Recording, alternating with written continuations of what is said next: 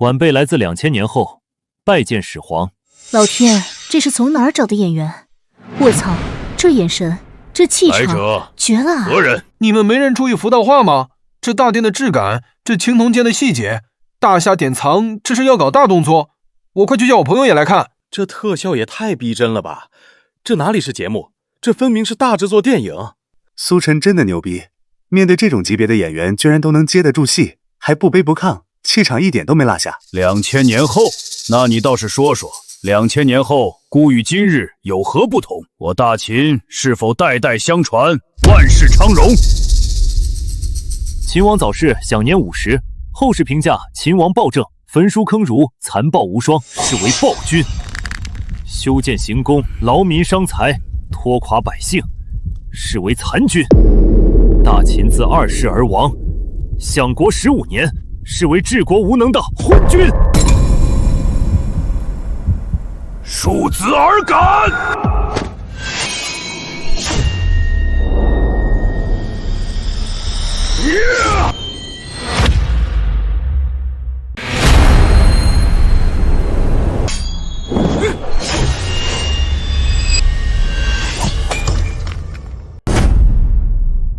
请问，刚才是只有我吓尿了吗？那剑锋看着都觉得冷。龙上的，我刚才差点从椅子上摔下去，下意识就想躲。这特效是不是有点太逼真了？那剑尖插在地上的火星，我都看得一清二楚。苏晨是真的问，剑穿身的时候，竟然眼皮都没眨一下。我来自未来，你建立的帝国只延续了15年，你的子孙自相残杀，帝国分崩离析。你梦寐以求的万世基业，不过是一场笑话。后世当真如此评价孤？嬴政3岁离秦，远赴赵国为人质，颠沛流离。9岁归秦，重回故土。13岁继位，临朝听政。16岁饥寒，取其13城，出入锋芒。19岁亲政，平定嫪毐之乱，夷其三族，雷霆手腕。23岁罢免吕不韦，独掌大权。至39岁，先后灭赵、魏、苦、燕、齐，横扫6合，一统天下，称霸海内，更扩兴元其业，建大秦万世之基业。在晚辈心中，始皇嬴政一生瑕不掩瑜，扫6国统海内，开地制，书同文，车同轨，行同伦，统一文字与货币。若是让晚辈评价，始皇嬴政亦被后世评为千古一帝。大夏一统，自嬴政始，他的一生罕有一败，只因为他是嬴政。我去，妈妈出品，必属精品啊！这台词，这气势，直接燃爆了！我天，我怎么突然燃起来了？鸡皮疙瘩掉了一地，血脉觉醒了，属于是。看得我猛然落泪啊！原来始皇的一生这么传奇，被后世误解太久了。我现在浑身都在起鸡皮疙瘩，这嬴政演得太好了，眼神里全是血，还有苏晨的台词功力绝了！千古一帝，当之无愧。孤问你，你因何故要来见孤？在下特来，为大夏后世万千子民，向您道一声感谢。在你们口中，孤不过是个暴君、昏君罢了，何来感谢？大秦之所以覆灭，并非始皇之过，乃是因为100万秦军镇守北疆，致使国内兵力空虚。之所以谢您，是因为您曾下一道死令，边疆秦军纵使秦国有难，亦不准班师回朝。是因为您说过，秦可以灭，但我大夏族群不可亡。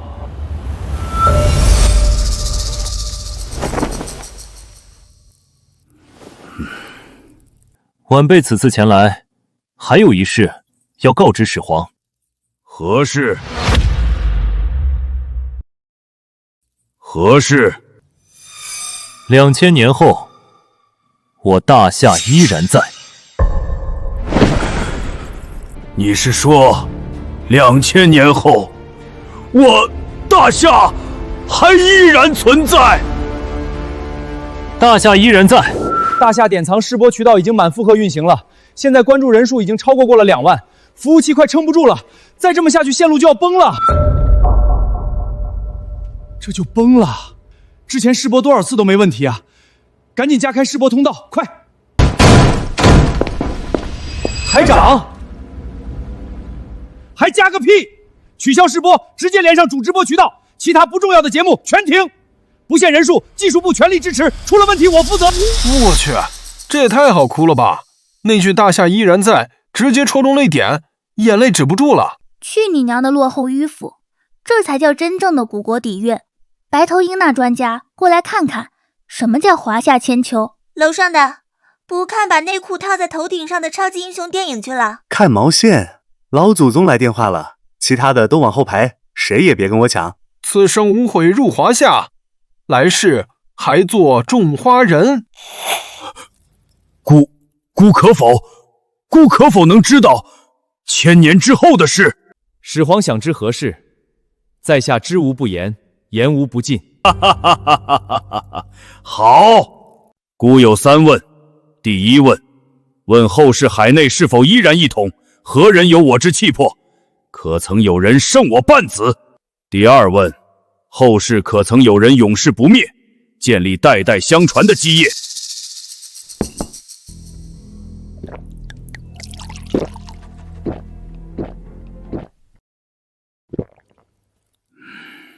第三问，孤问大夏百姓将来皆苦否？这演员哪儿找的？这眼神儿，这气场，直接封神。一问人，二问朝堂，三问苍生，这才是千古一帝。楼上的别说话，安静看。苏晨，快答啊！我都快急死了。始皇这3问，问的是华夏千秋，问的是黎民百姓，破防了。这剧本也太牛了，这3问直接把格局拉满了。晚辈斗胆，待后世14万人，解始皇心中疑惑。14万人，2000年后我大夏竟兴盛至此。第一问，始皇所问海内，原是指天下，可实际上天下之大，远超始皇所知。天并非圆，地也并非方，大秦并非天下之中心，普天之下亦有其他文明散落四方。始皇震惊吧！古时候说天圆地方，中原是天下中心，这直接击碎老祖宗的世界观啊！苏晨，老祖宗，格局打开，咱们的华夏远比你想的大。始皇，我的天，原来我数的天下只是冰山一角。看始皇的表情，眼睛都瞪圆了，太可爱了吧！始皇问晚辈，后世之中可曾有人胜您半子？晚辈斗胆答：2000年后，大夏有一利剑，人人都可剑气滚龙壁，人人都胜您100倍，而非半子。此话何解？若后世人人胜孤100倍，岂不是我华夏后世人人如龙？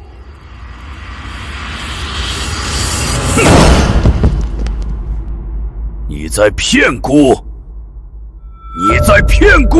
虽人人胜您，却非人人如龙。始皇可曾想象，你大秦引以为傲的弩箭，在后世可一箭射出贯穿4海，一箭可毁一城，甚至一箭可毁一国。一箭毁一国，贯穿4海，当真恐怖如斯。那始皇可曾想过，大秦精兵在后世可飞天遁地，如雄鹰一般展翅于9天之上。一个时辰前尚且在赵国国际，一个时辰后便已出现在燕国的国都，瞬息千里。王可曾想过，您身居咸阳，便可运筹帷幄，指挥千军万马，于数十万里之外杀敌，决胜于千里之外。人人皆可千里传音，纵使相隔万里，亦可闻声见人。您身在咸阳，以飞鸟为眼，便可纵览万里山河，一览无余。你又可曾想过，有朝一日，大夏可突破这苍天，乘神舟遥遥而上，直达月宫，触摸星辰，俯视苍生。我去！苏晨这是借着节目跟老祖宗炫耀我们大夏的成就啊，太爽了！这就相当于娶了漂亮媳妇儿带回村里给家人看，主打一个光宗耀祖。一箭毁一城是东风快递吧？精兵飞天是我们的空军，飞鸟为眼，纵览山河是无人机。苏晨说的全是我们现在的实力。怎么办？我想哭啊！突破9天，扶摇直上9万里，难怪火箭的名字叫神舟。因为这是咱们大夏5000年来祖宗们梦寐以求的理想啊！此生无悔入华夏，这就是我们的祖国。晚辈所说人人胜您百倍，是指后世百姓智慧已开，眼界学识无不胜您百倍。真如你所说，那姑多想亲眼见见那时啊！可欲飞鸟为眼，遍观山河。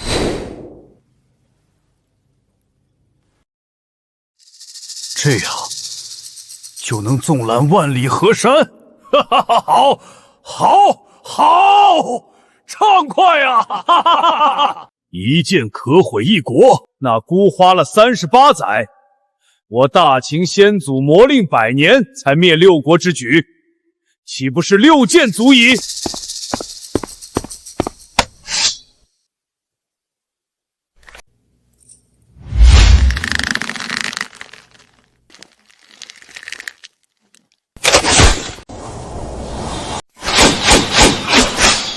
就这片刻功夫，6国皆灭，姑认了。2000年后，大夏人人如龙，人人都胜姑100倍。哈哈哈哈哈哈！人人都胜姑100倍，好，好！这苏晨台词写得真好，这素人也太厉害了。千古一帝演得这么传神，怕是之后片约能签到手软。对了，现在多少人在线观看了？5万啊，还行，比预象的好。50万？多少？50万！现在可是晚上12点半啊，这个点儿大家不是都睡觉了吗？奇迹呀，真是奇迹呀！短短10几分钟，全靠观众口口相传，在我们没有任何宣发，只是小范围试播的情况下，从2万观众涨到了50万观众，这就是大夏历史的魅力，这就是奇迹！今天这估计还要播1个小时。我感觉还没到真正精彩的地方，等1个小时之后，后台数据估计还得翻几番。晚辈接下来回答您的第2个问题：后世人可曾永世不灭，建立世代相传的基业？后世都可抵达那月宫，触摸星辰，想必也找到了仙人吧？方才姑听你所言，后世人人皆可千里传音，那岂不是人人都会仙人之法，人人都可长生不老？后世无人长生，生老病死乃自然之理，却有人建立了世代相传、绵延1000年的基业。何人？姓氏名谁？又有多大功绩，能建此万世基业？这万世基业由始皇开启，由始皇开创，由后世子孙代代继承，从未断绝。这万世基业不是大秦，不是大汉，不是大唐，亦非任何一个王朝，那是华夏。后世番邦蛮夷，说我大夏没有信仰，说我华夏无根无魂。今日我便再反驳一句，我大夏民族的信仰，从来都不是虚无缥缈的神明，而是祖辈，是列祖列宗，是这绵延5000年的华夏文明，是祖辈披荆斩棘，建立了大夏源远流长的文明，后辈励精图治，奋发图强，拼尽一生，不过是为了死后有颜面，在九泉之下面见列祖列宗，不负华夏，不负苍生。好一句华夏文明的信仰，就是列祖列宗，说得好，说得好，说得好，说得好。怎么办？我想哭。对啊，我们御师拼命之前不都会说一句列祖列宗在上吗？这就是我们的信仰啊！之前谁说我们大夏没有信仰来着？我还真信了。列祖列宗在上，不孝孙儿在这儿赔罪了。我老婆问我为什么半夜在电脑前跪着哭，我该怎么解释？在线等，挺急的。太燃了，我恨不得把家里窗户全打开，对着外面喊一句：我们的信仰是列祖列宗，是华夏文明。哈哈哈哈哈哈！今日得你一眼，便知华夏千秋不灭，愿我大夏万古长存。这长生求与不求，又有何妨？对了，孤尚且不知晓你的名字。晚辈苏晨。善。那孤的第3个问题，你索性便一起答了吧。答始皇，后世百姓依然皆苦。我操，苏晨怎么敢的？这话也能说？节目组不掐信号吗？陈哥，稳了一辈子，这最后一个问题怎么出岔子了啊？我都替你捏把汗。是哪个编剧写的？我真想找他聊聊，这不是害人吗？苏晨到底想干什么？为什么要说百姓依然皆苦？我都懵了。完了完了，前面铺垫的这么好，别毁在最后一个问题上啊！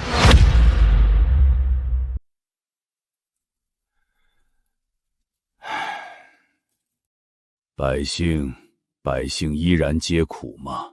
后世百姓虽苦，却不愁衣食，不畏寒冬。仓漏食，衣食足，可食山珍海味，可品琼浆玉液，再也不用受颠沛流离之苦，再也不用忍饥寒交补之痛。既不愁吃穿，无颠沛流离之苦，百姓的苦又从何来？我后世百姓苦于受制于人，所以拼命自强不息，从未停下脚步；苦于受人辖制，所以拼命强兵建军；苦于求索无门，所以拼命登天潜海；苦于祖辈受尽凌辱，山河破碎，所以拼命喊出了那句“少年强则国强，以少年之身护华夏之土”；苦于外邦欺凌，虎视眈眈，所以今朝睡狮猛醒，昂首挺胸，屹立于世界东方。方才始皇问我后世百姓苦从何来，我大夏百姓之苦，苦于不愿再受他人欺凌，苦于想要护我华夏千秋万代。我的亲娘啊，这三问三答，我直接跪了。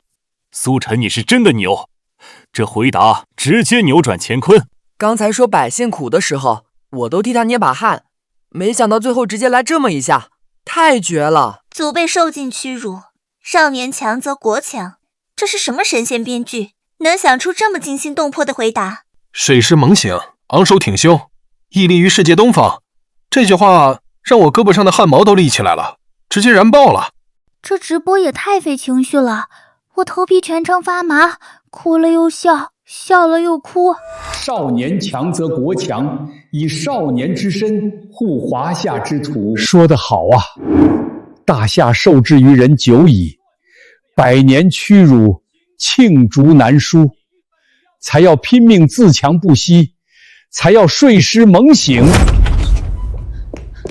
不好了，台长，我们的电话都被打爆了，根本忙不过来，全是商务合作的，还有各大娱乐公司想找演员的开了天价，在线人数到200万了，还在涨，已经210万了。这小子是真有本事，硬生生把一个快要停播的节目做成了现象级。他这是要掀了我们台的天花板啊！这大半夜的，200多万人在线看一个历史节目，太不可思议了，以前想都不敢想。没什么不可思议的，这就是实力，这就是华夏历史的魅力。通知下去，能来上班的全都来，加班工资3倍，所有人全力配合。苏晨这么给力，我们也不能掉链子。从今往后，台里全力力捧大夏典藏。还有最后20分钟收尾，这个尾一定要收好啊，千万不能出岔子。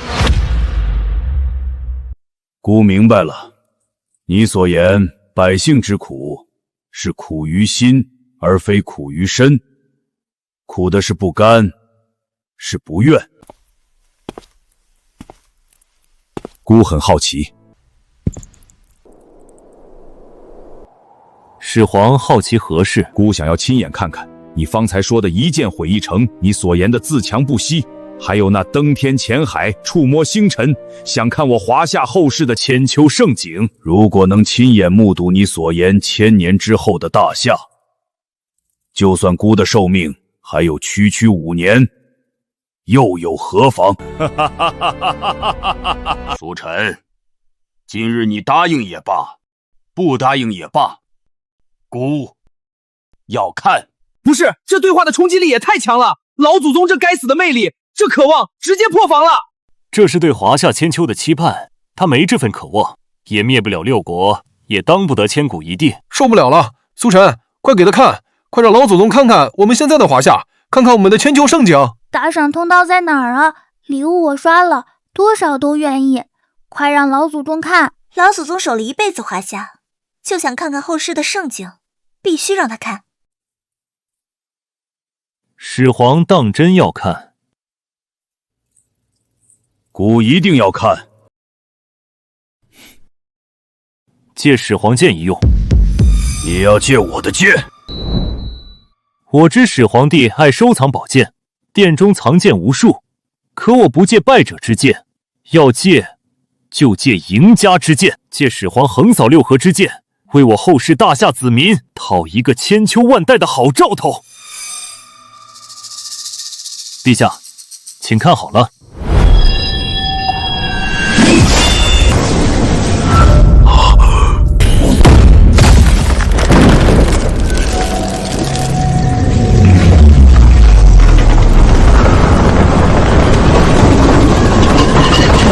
始皇且听，我大夏龙吟。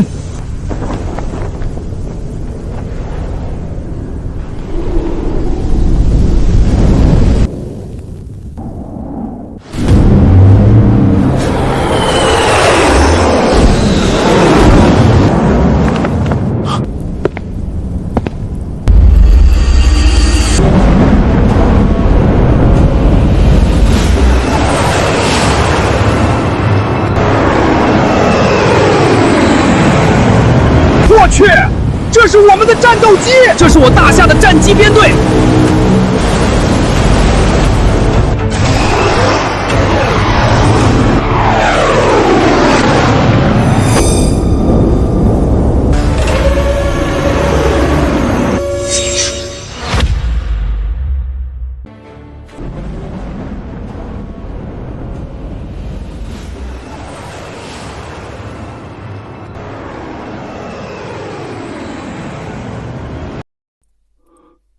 风，大风，风，大风！始皇帝巅峰时期说过：“寡人见风所指，世人皆唤大风。”大风2个字一出来，我直接哭崩了。谁懂啊？老祖宗当年想的飞天神兵，2000年后我们真的造出来了。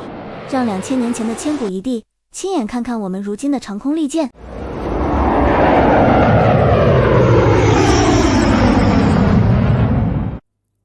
此飞天之物，是为何物？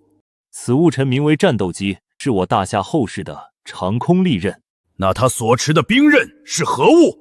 其速胜万马，其坚于金刚，以9天为甲，以风雷为盾，可于100丈之外所敌，一击破甲；亦可于万里之外精准命中敌阵，摧城拔寨。此物威力竟恐怖至此！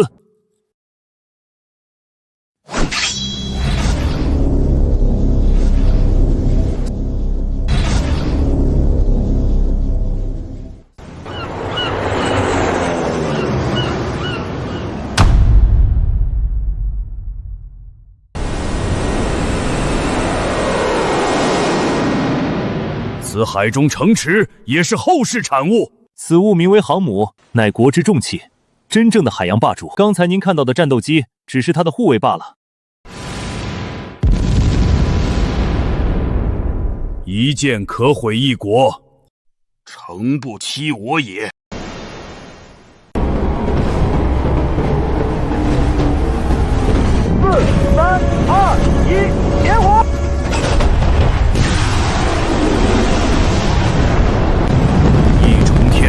！2重天，直破9重天。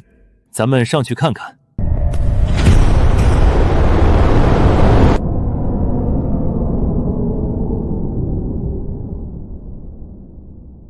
日、月、星辰，你骗寡人，这哪是御飞鸟为眼，这分明是借星辰为眼，俯瞰海内啊！这就是寡人的天下吗？孤还是第一次这样看着这天下。稍等，再让寡人看看。你为什么读书？为中华之崛起而读书。长城，此乃寡人所见之长城。正是长城。为中华之崛起而读书，成了，完美，简直完美！过去和现代无缝衔接，历史和未来同在。你们好样的！我就不明白了，这种节目你们不早点上报，还在这个时间段搞试播，你们得给我个解释。我们也不知道会这么火呀。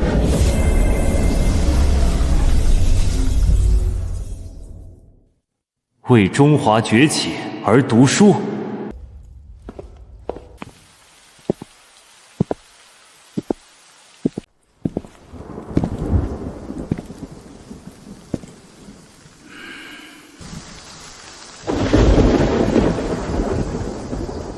2000年后，大夏依然在。天字痛哭，电闪雷鸣。嬴政好可怜，我想穿过去抱抱他。这冲击太强了，一位古人目睹了后世盛世，对他这种心气极强的帝王来说，也是一种悲哀。不是，你们没人在意吗？这是在演戏呀！放屁！本人宣布，这就是秦始皇本皇。今后其他演员演的我不看。苏先生，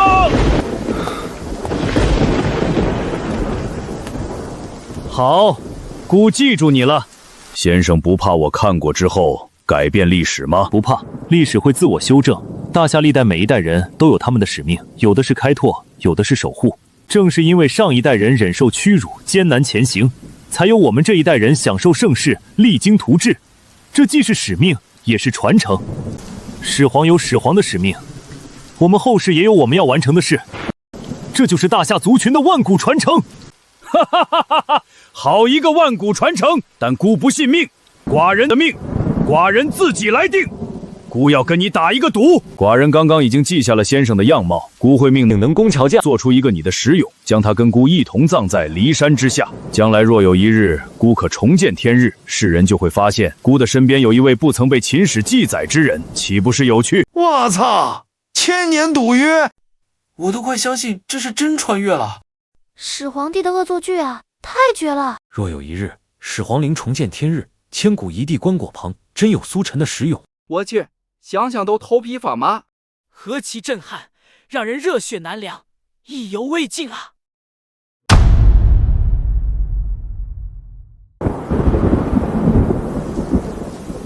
姑，寡人一代帝王，终归是孤家寡人。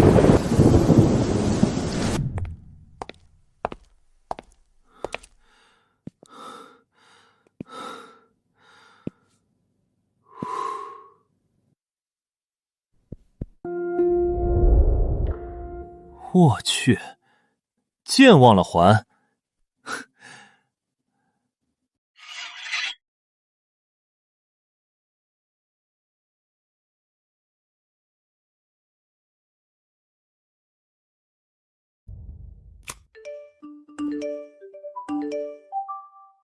难道因为技术原因，刚才的直播没播出去？那我不是所有努力都白费了？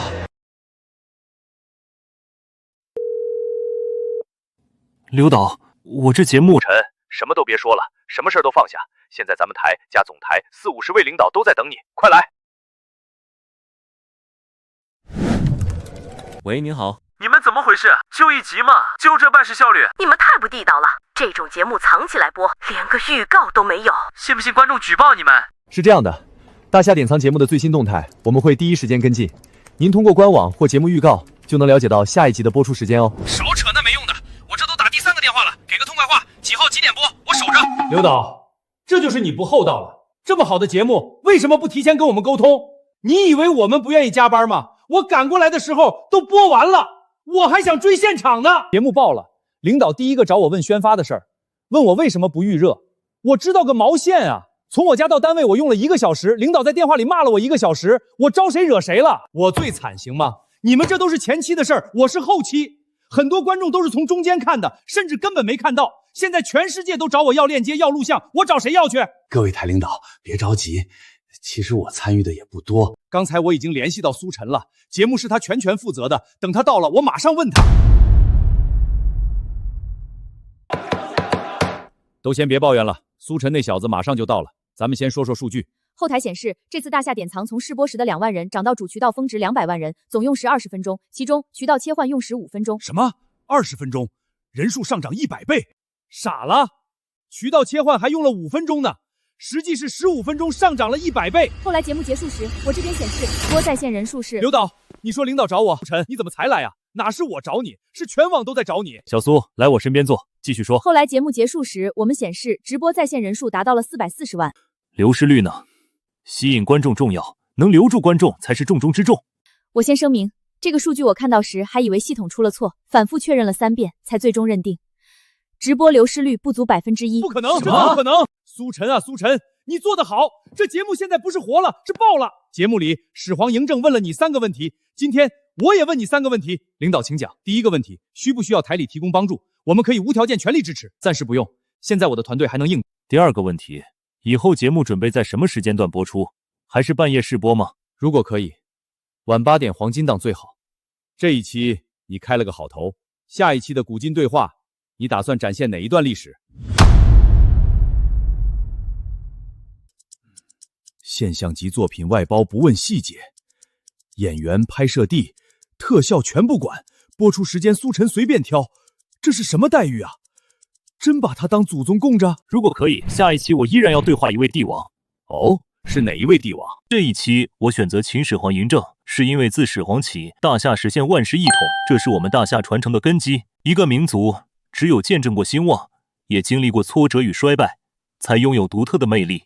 大秦是我大夏之美，而还有一段历史是大夏的凄美。残养外树葬帝王，他死前留下遗愿，朕死后无颜面见祖宗，自去冠冕，以发覆面，任贼分裂朕师，误伤我百姓一人。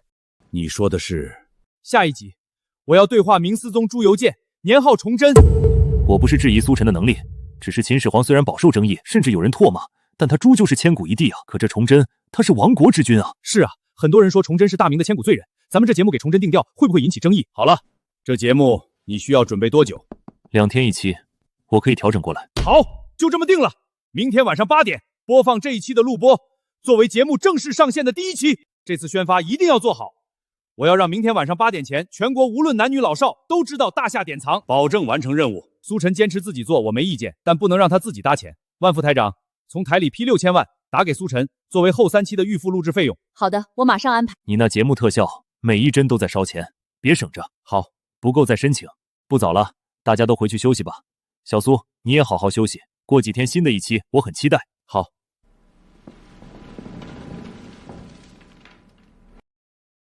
本台消息，大夏典藏将于明晚8点黄金档播出。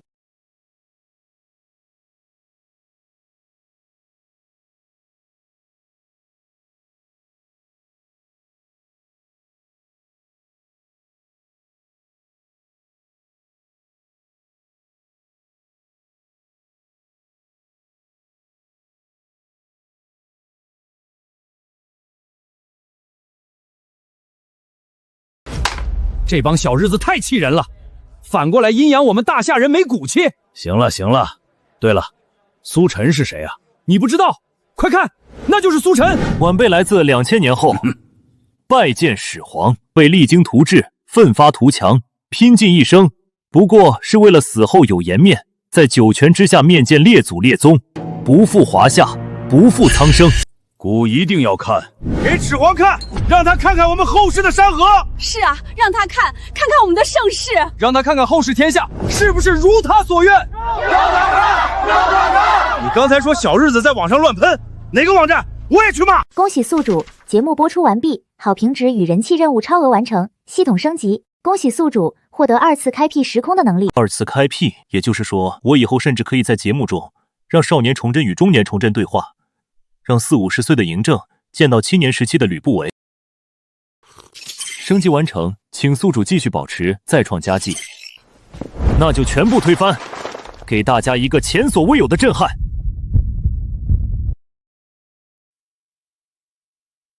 在线人数已经破1500万了，加油！别紧张，输赢台里都陪你扛。系统启动。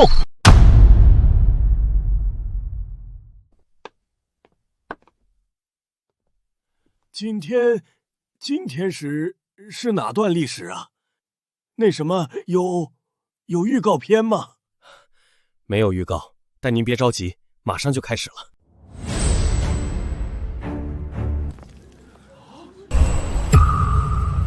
凿壁偷光，看来这一期的历史人选不是明主，倒是个昏君啊！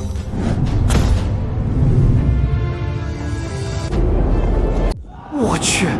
这特效还是这么顶啊！这一期是谁啊？你们有人知道吗？上一期是嬴政，这一期绝对是武则天，千古的女皇。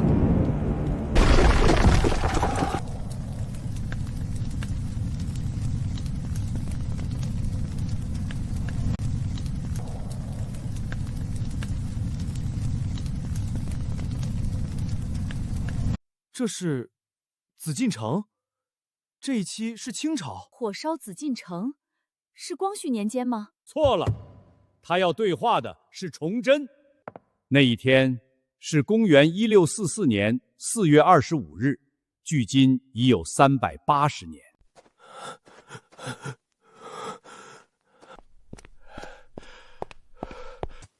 大胆！何人在此惊扰圣驾？不是八国联军火烧圆明园，是崇祯皇帝。那个自缢在煤山上的崇祯皇帝啊！那个是王承恩吗？死也要陪着皇上。王公公真是纯爷们儿。这就是你们打下的历史吗？你们是来让我看笑话的吗？我去，小日子来了，还是这个皇帝，怎么办？感觉要丢脸了。别担心，我相信苏晨，他选崇祯肯定有原因。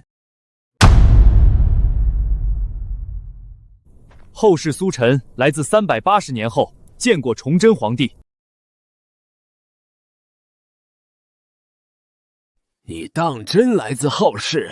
那你可知我大明可还有旧法？你若真是后世之人，那你可知朕今日死后，那贼子，那李自成，待我天下百姓如何？不管他无能不无能，他最关心的还是百姓啊。是啊，他先问的不是自己怎么逃，而是天下能不能救，百姓死没死。就凭这一点，他至少不是个坏皇帝。哈哈哈，这就是你们龙国的帝王吗？不说我还以为是疯子乞丐呢。哎，我去，没人控评吗？别让这小日子在这跳。然闯王数十万人马，粮草短缺，进城之后军纪即刻涣散，烧杀抢掠，无恶不作，杀豪绅，打官员，掠财物，辱妻女。他怎敢？朕不是说过，可任由那贼人分尸，误伤我百姓一人啊！难道辱我还不够，还要辱我百姓吗？闯王进京之后40日登基，42日便大败逃窜。李自成起兵18载，终究只当了1天君王。哈哈哈哈哈哈！这狗贼也有今日，大快人心啊！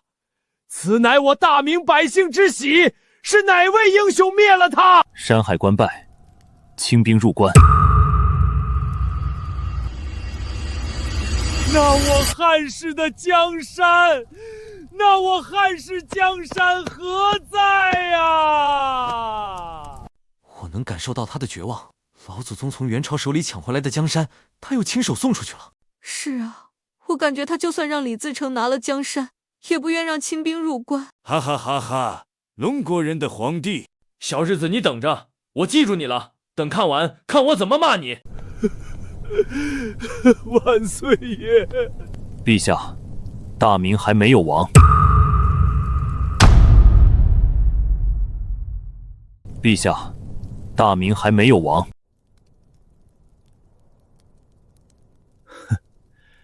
朕一死，这天下再无大明之君。大明怎么可能不亡？陛下，陛下您可记得刘立顺？朕记得，当然记得。他是崇祯7年甲申科的状元进士。承恩，这刘理顺，如今该是官至左中允了吧？万岁英明，刘理顺正是官至左中允。你死之后，他在墙上写下“成人取义，孔孟所传，闻信见之，无何不然”。随后浊酒自尽，家中妻妾、子女，连同奴排上下18人，无一人苟活，皆随他殉国。敢问陛下，夏允一，你可记得？朕有印象，他似是崇祯10年的进士。承恩，他应当是长乐县知县吧？万岁英明，少受父训，长和国恩，以身殉国，无愧忠贞。你死之后，他始终坚持抗清，写下这句诗后，便以身殉国，悍然赴死，从未退缩。黄道周、夏完淳都以身殉国，没有苟活。这就是大明吗？这就是大明的骨气。谢谢苏晨，我终于明白他为什么要在这一集翻开大明的这一页了。上一期讲的大夏如龙，这一期讲的才是大夏的脊梁。刚才的小日子，你接着叫啊，听得懂吗？也给你翻译一下，这就是大夏的忠魂。清兵入关之后，随即颁布剃发令，留头不留发，留发不留头，妄图消灭我大夏百姓的骨气。剃发令传至江南，大夏百姓誓死不从，宁死不剃发，宁为玉碎，不为瓦全。派遣24万大军，配备200门红夷大炮，挥师攻打江阴城。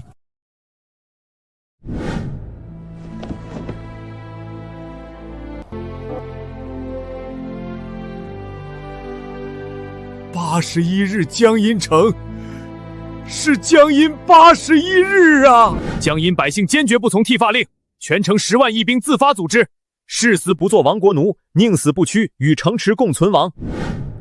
江阴军民战死6万7千人，坚守城池81日，直至弹尽粮绝，城破人亡，无一人投降。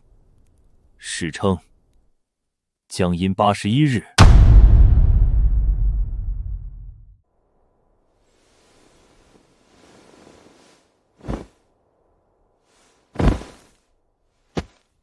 江阴守将严应元誓死不跪清军贝勒也，临终前写下一句诗，震彻千古。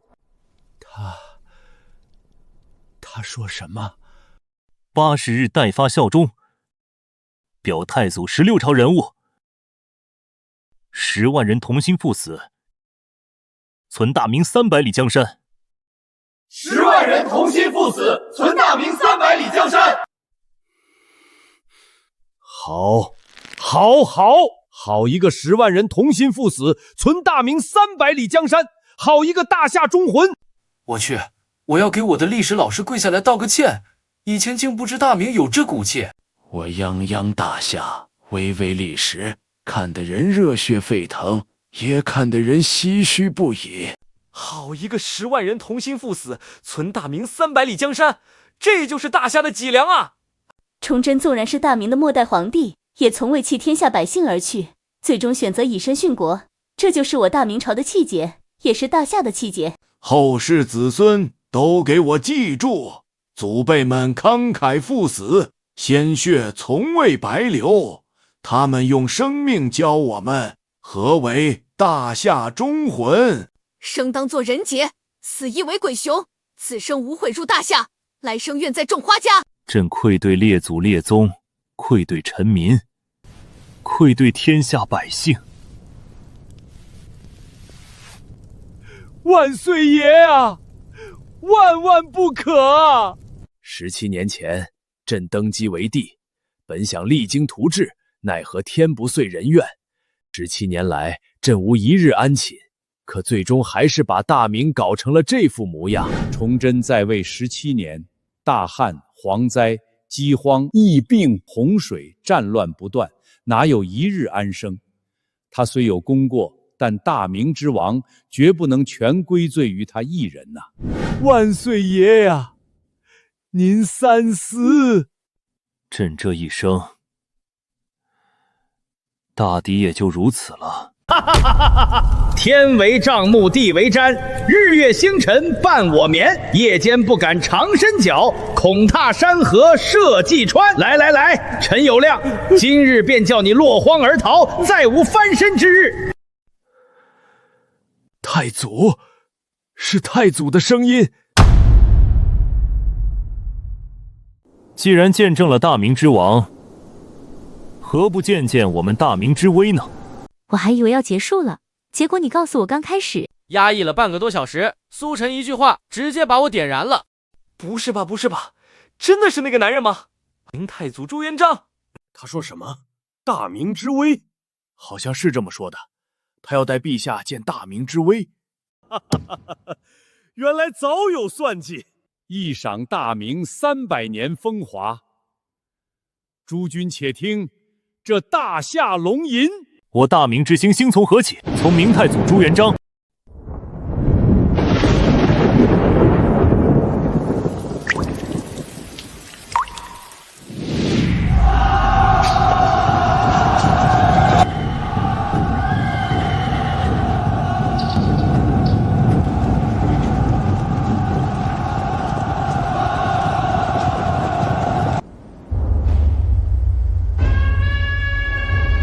那是红巾军，是明太祖朱元璋登基之前的起义军。我操，这装束，苏晨居然直接带崇祯皇帝到了元末明初，牛啊！意料之外，情理之中，跨越古今，这格局绝了！回来了，他们都回来了，我大明回来了！哈哈，陈友谅，小儿不足以成事，还不乖乖投降？那是太祖。我大明太祖是大明肇始之时。我的天啊，这真的是特效吗？我都能看清那10几万人的表情，这难道是真找了20-30万群演？给张导打电话，我有件事要问他。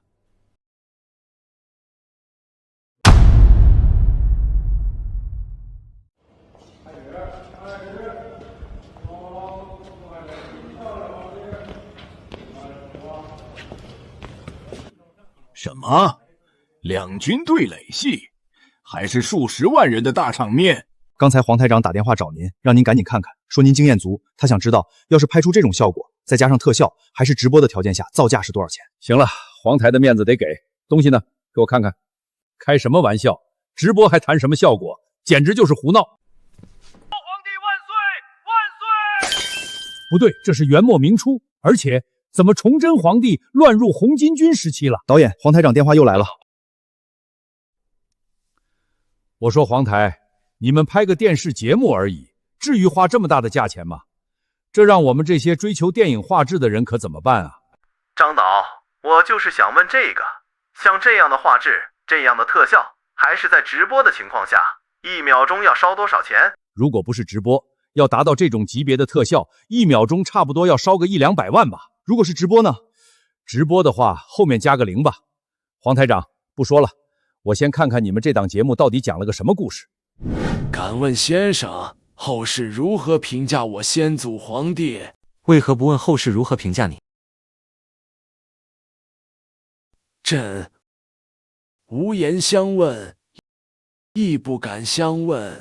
后世对大明太祖朱元璋各有褒贬，可若让我来说，对于贪官污吏，他乃是千古暴君；可若是论及百姓，明太祖朱元璋实乃千古明君。千古明君，始皇嬴政是千古一帝，千古明君这4个字，真的能用在朱元璋身上吗？朱元璋不是制造了各种惨案吗？好像风评不是很好啊。是啊，苏晨是不是说错啊？没曾想我太祖屠戮甚重，却依然能在后世博得如此美名。他一路坎坷走来，势必嫉恶如仇。他强势镇压，不过是想守护这属于平民的美好时代，驱除胡虏，恢复中华。曾经的诺言，他一一兑现。所谓的暴律，却从未针对过平民。灭元归汉，只此一条，便足以称千古一帝。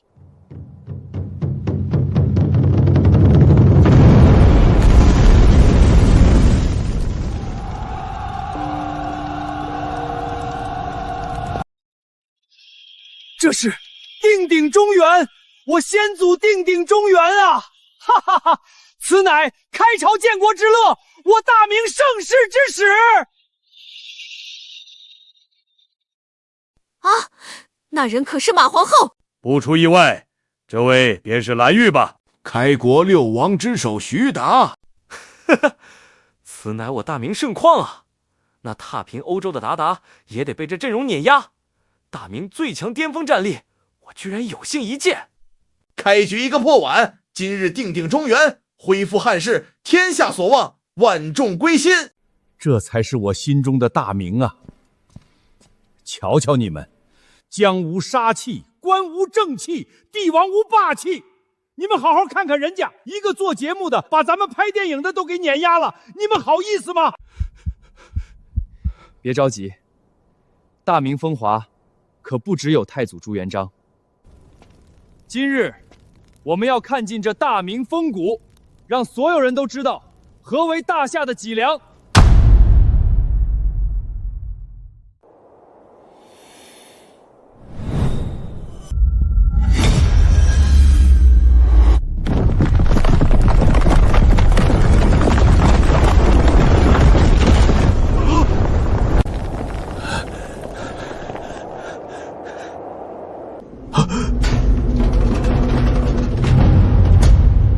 怎么样，陛下？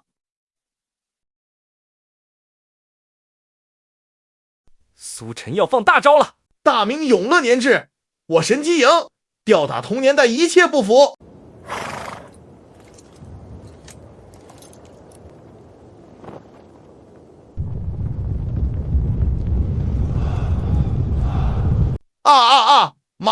麻了！是永乐大帝朱棣，我最喜欢的帝王。自古燕帝出豪侠，且随燕王狂纵马。明宣宗朱瞻基，我操，我心目中最帅的男人。跟着祖父朱棣征战草原，一路碾压，不服就干的朱瞻基啊！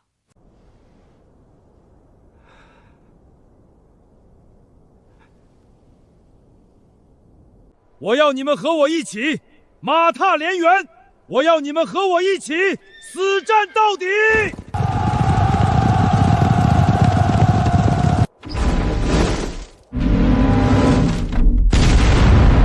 神机营火气无双，铜剑无敌，太燃了吧！我浑身又开始发麻了，我操！为什么我没读过明史，可依然感觉血脉沸腾？因为你骨子里流着汉室血脉。永乐22年正月，明成祖朱棣第5次亲征漠北，这是历史上唯一一位以帝王之身完成封狼居胥的人。这历史节目还能这么玩？黄台长，你们电视台做节目都开始玩混剪了吗？还给不给我们这些拍电影的留活路了啊？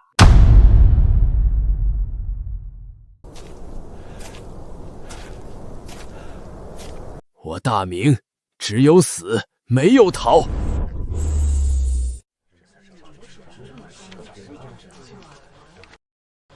这是永乐大典。姚广孝那乌纱红衣系金蟒带的，正是主持编纂永乐大典的名臣姚广孝。永乐大典由3000文臣耗时编纂而成，全书22877卷，内容涵盖古今，此功造福万代。可惜后世历经战乱，原书遗失，如今仅存800余卷，散落于世界各地。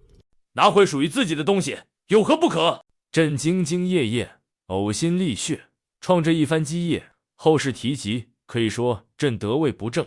但即便如此，那也得敬我朱棣3分。啊！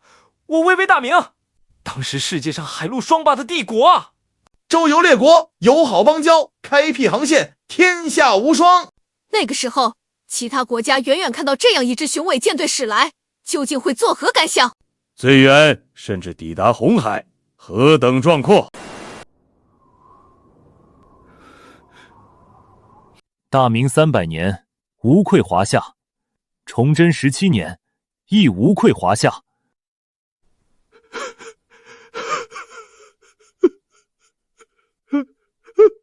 敢问先生，我华夏后世子孙如何？后生可畏，焉知来者之不如今也。后生可畏，哈哈哈哈哈哈！好一个焉知来者之不如今！哈哈哈哈哈哈！万岁爷，既然如此，咱们2人都可以放心了。来来来，老奴搀着万岁爷。奴才也识得回家的路，可前路漫漫，奴才还是得扶着您啊。上下5000年，典籍无数，每一部典籍都凝聚着前人无数心血与智慧。对话先贤，大夏典藏。残阳老树臧帝王，场面何其悲凉！呼，完了，就这么结束了？这第2集就完了？我还没看过瘾呢。啊！始皇那一集把我直接带上九霄云外，崇祯皇帝这一集又让我满心意难平。最后这个收尾实在太出乎我的意料了，这一幕真的太让人动容了。来人啊，随我去官网催更。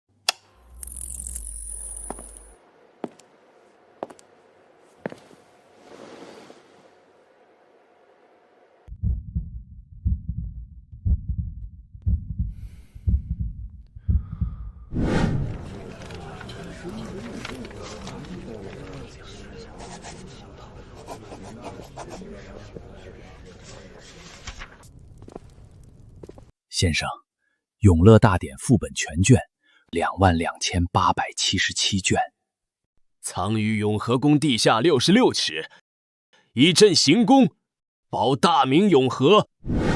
你已经做到了你能做的最好，你无愧于大夏。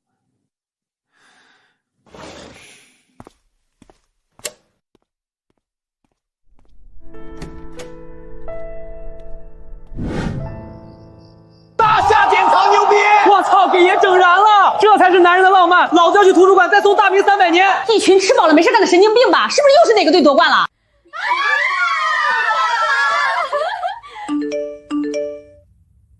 怎么啦，妮妮？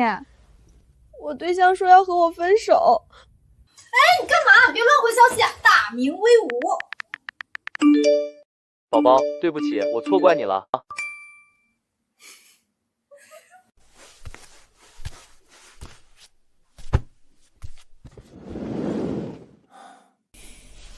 第3期效果绝对要胜过第1期，更要胜过崇祯皇帝这一期。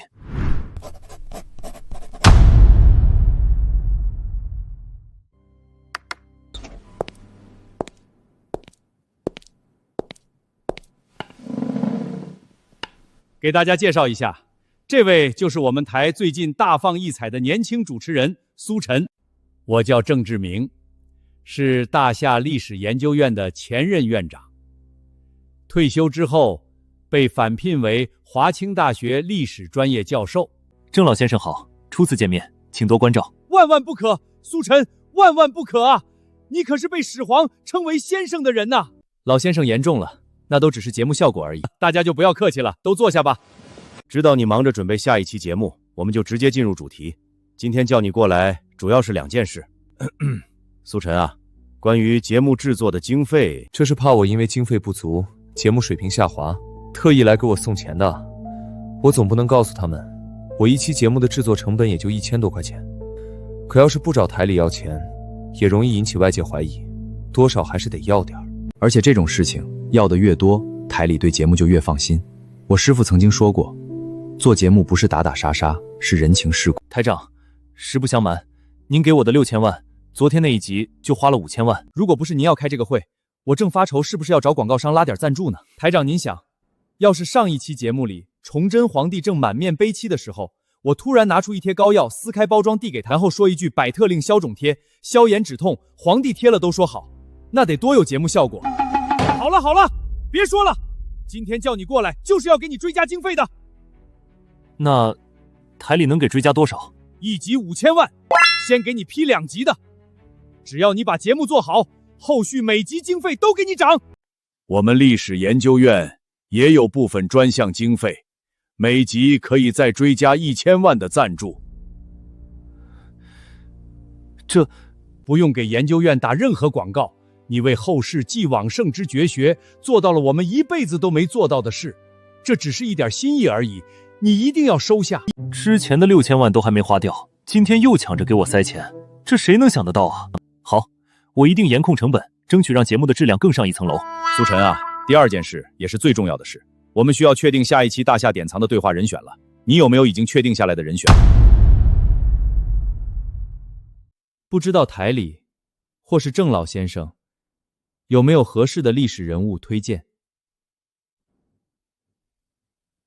今天在座的就有2位历史研究院的院长，2位觉得这一期对话哪位先贤比较好呢？我觉得第1期对话始皇嬴政可以说是打响了节目的第1枪。嬴政作为华夏大体统的第1位帝王，论功绩，后世无人能出其右者。而崇祯皇帝是我汉人最后1位帝王，他一生有功有过，充满争议。前2期挑选这2位历史人物，可以说是目光极准。如果是我的话，下一位我想要对话的帝王就是唐太宗李世民，那是我大夏历史上真正的盛世。当然，若是定在大唐的话，一代女帝武则天也不是不可以。可是我们节目的宗旨是对话历史先贤，如果始终都选帝王，多少有些不妥。大夏历史上经才绝艳之辈数不胜数。我们可以继续选帝王，可若只选帝王，未免显得我们格局太小了。其实如果对话武则天，或许能吸引更多女性观众，但我觉得后续我们可以继续选帝王，只是没必要3期都选。其实我昨天熬夜到凌晨4点，苦思冥想，倒是真的想到了一位绝佳的历史人选。可是1代帝王，他不是帝王，那莫非是1代圣贤，如孔子、老子？不是圣贤，我知道了，是治世之能臣，乱世之奸雄。他的名字是3个字，曹孟德。错了。苏晨，你就别卖关子了，直说吧，究竟是何人？我在这张字条上写下了他的名字。他不是帝王，不是王侯将相，他没有惊天地的盖世伟业，也没有绝世的惊天才学。他的存在没有改变任何历史进程，也未曾造福万代万民。他出生的时候寂寂无名，他死的时候也没有激起任何波澜。苏晨，你要知道你肩上的重任，选人选非同小可。上一期有足足2000万双眼睛在盯着你，第3期台里预计观看人数至少会翻1倍。你哪怕随便选1位帝王，都比冒这么大的风险要强。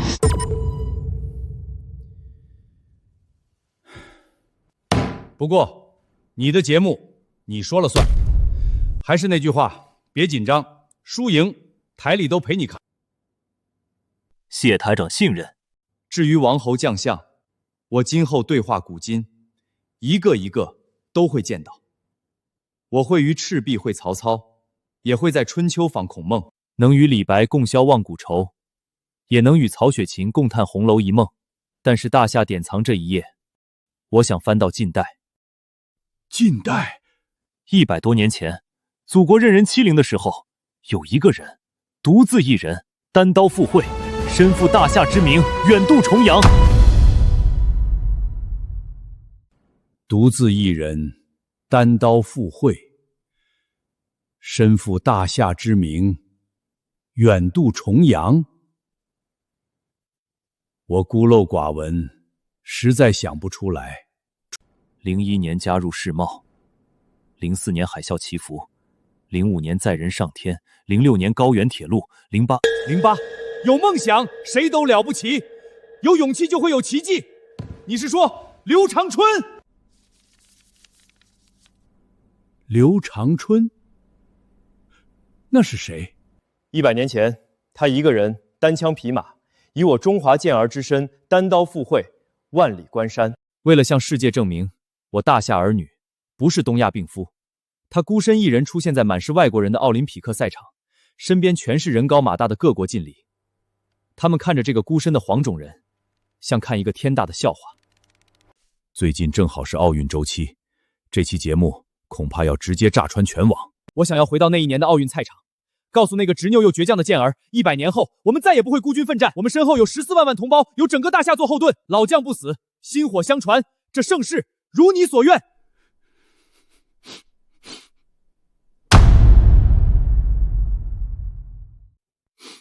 就他了，通过，就选刘长春。大夏典藏第3期，主题定为一个人的奥林匹克，14万万人的大夏力量。对话刘长春。我本以为几乎没人能比始皇嬴政那一期更有燃点了，可万万没想到，苏晨居然另辟蹊径。刘长春或许现在不够知名，可奥运这个主题自带全民关注度，更何况他现在知不知名不重要。明天晚上8点整，将会有至少4000万人观看这档节目。看完，所有人都会记住他的名字。今天的会议内容，仅限我们在场的人知道，绝对不能泄露出去。我们要先压一压观众的期待，再给他们一场前所未有的盛宴。苏晨啊，你做得好。郑老爷子，那天为了做节目，我翻遍了古籍，在里面好像发现了一个重大的秘密，只是不知道该不该说。苏晨啊，但说无妨，我们可以一起研究一下。院长，我好像知道《永乐大典》全卷22877卷埋在何处。你说什么？你说什么？二位，咱们先找个地方停车，我再细细说来。到底是哪本古籍？你既然敢说出口，应该是有确切的证据吧？那天为了拍摄崇祯片，我查阅了很多典籍，后来在一本书里看到了一句话：永乐之治在于永和，国泰民安，方寸6尺。我刚看到这句话时，本没觉得有什么，可再一琢磨，方寸6尺该作何解？我才疏学浅，觉得这句话不通顺，便斗胆怀疑古人是不是用了通假字。通假字？永乐之治在于永和，国泰民安，方寸6尺，把这个寸改为存。二位院长在想，这个永和如果不是永远和平之意，而是紫禁城的永和宫呢？永乐大典在永和宫，为保万世传承，所以埋存于地下6尺。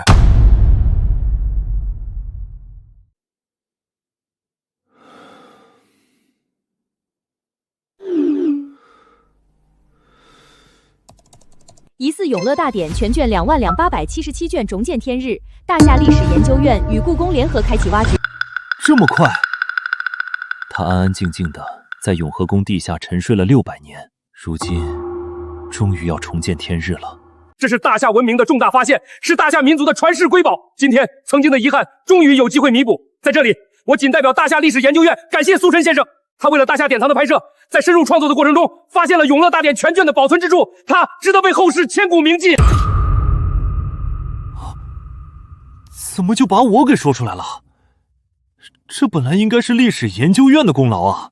苏晨这家伙真是天生的热搜体质，做个历史节目，查资料都能把《永乐大典》的藏址找出来。这下问题更麻烦了，台长，这不是好事吗？全世界都在关注啊！台长担心的是影响力，苏晨选的这个人太冒险了，第3期风险极大，如果效果不好，节目就毁了。看看吧，台里统计的观众最想看到的历史人物：唐太宗、汉武帝、曹操、刘邦，排名前10的全是帝王诸侯，所以更要打破这种印象，对话奥运第1人刘长春。最坏的情况就是观众不接受，整个节目被口诛笔伐；最好的结果就是苏晨赌赢了，所有观众会为自己身为大夏儿女无比自豪，万分骄傲。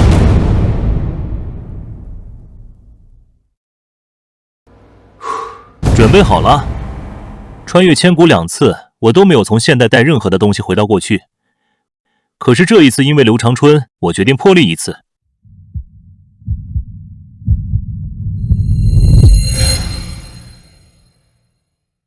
下5000年，大夏的祖辈给我们留下了太多不可磨灭的历史印记。从秦皇汉武的雄才大略，到明清近代的风雨飘摇，而今我辈当以史为鉴，重拾荣光，站回世界之巅。我们的先子一路踏雪而行，从崛起到低谷，在于废墟之上重新站回世界之巅。在大夏最动荡、最黑暗的年代，无数英烈前仆后继，他们犹如飞蛾扑火，不问归途，不问结果，只为那一点星火，义无反顾。九州之大，大夏之始，弦歌不懈，铭记古今。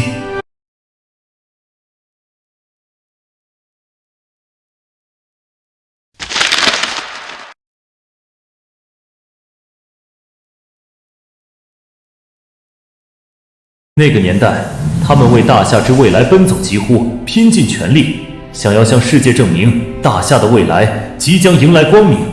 今天，我们回去向他们证明，大夏的未来不止光明，更璀璨。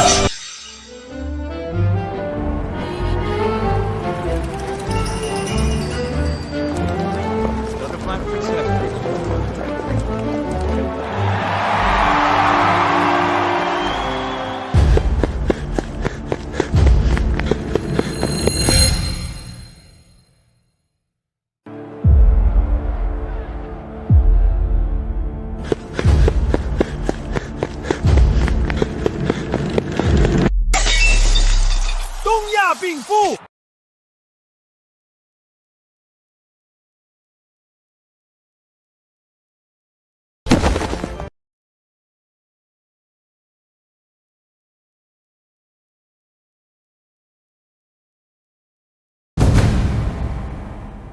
这奥运会，这个人咋这么像飞人呢？啥飞人？你看清楚时间，1932年，这是1932年的奥运会。就是有点奇怪，咋就他一个人在马路上跑呢？奥运会，1932年的奥运会。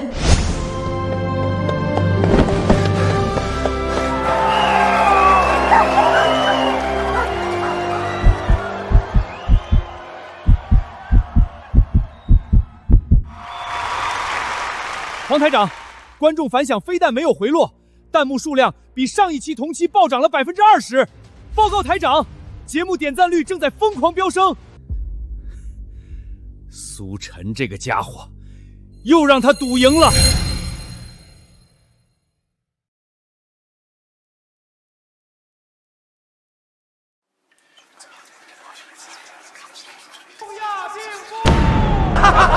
我的上帝啊！滚回你的国家去吧，软蛋！他的国家竟然只派他一个人来参加奥林匹克！滚回你的家乡去吧，东亚病夫！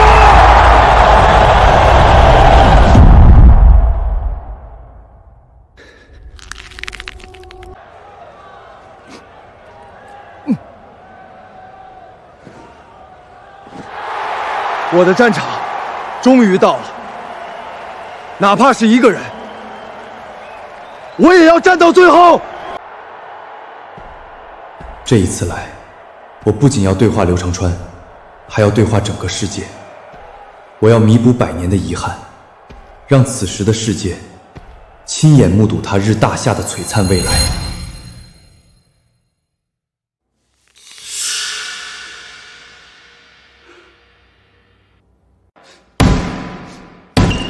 爷爷，他们为什么要骂我们呀？因为那时候我们的国家不够强，现在再也没人敢这么骂我们了。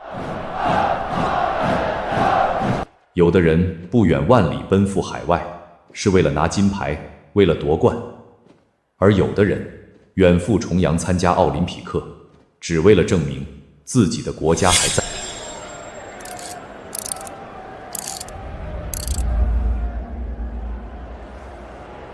他一个人，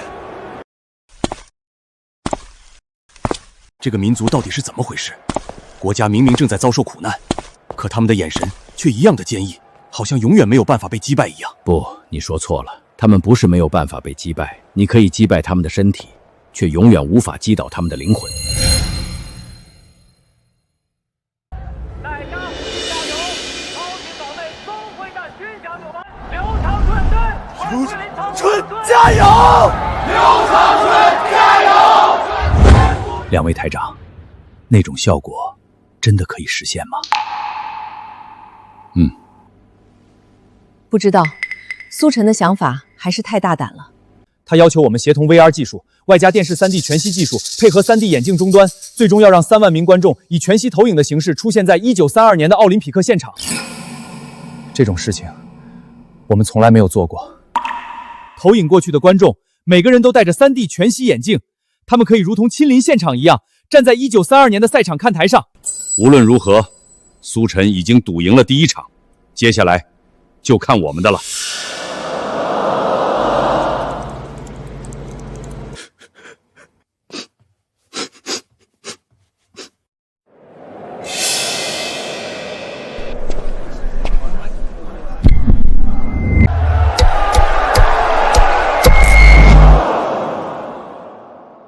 这就是你们所谓的奥林匹克精神吗？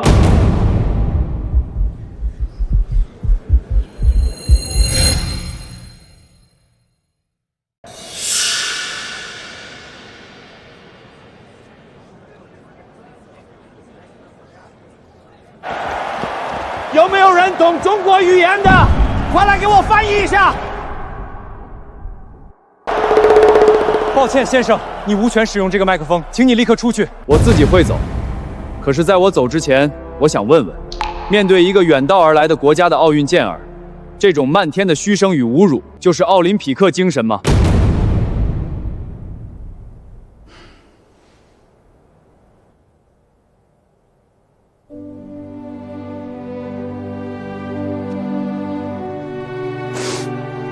谢谢你，同胞。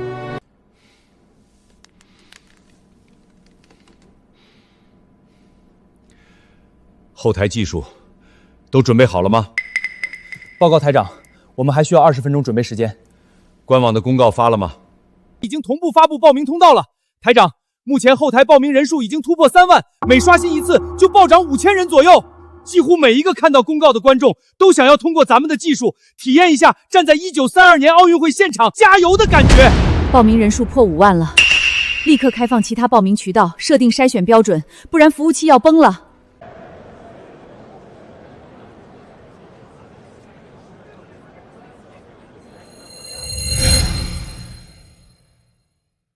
抱歉，这是观众们自发的行为，我们主办方没有权利干涉观众的自由。但很显然，奥林匹克精神本就是竞争的精神，弱就要挨打，挨打就要立正。所以，如果你觉得你的同胞遭受到了不公正的待遇，我代表主办方向你道歉。可是，我道歉之后，他们依然会这样虚你的同胞。弱了就要挨打，挨大家就要立正。说得好啊！同胞，谢谢你，我没事儿。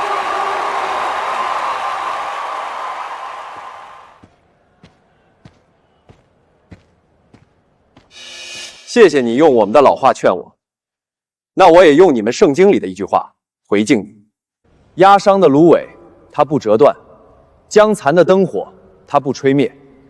等他施行公理，叫公理得胜，外邦人都要仰望他的名。这句话也是我替大夏后世14万人还给你们。什么？14万？你们中国只有4万人，吹什么牛？这个人疯了！世界上哪有14万人的国家？是谁告诉你们，我来自这个只有4万人的当代大夏？现在就等台里的准备了。我今天来，就是要给刘长城撑腰的。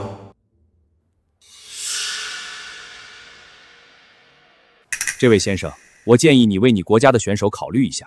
你现在这样得罪会场的观众，等一会儿你们这位短跑选手比赛的时候，全场观众会对他更不客气的。先生，我们可以邀请您先坐下吗？当然。小姑娘，别哭了，哭啥呀？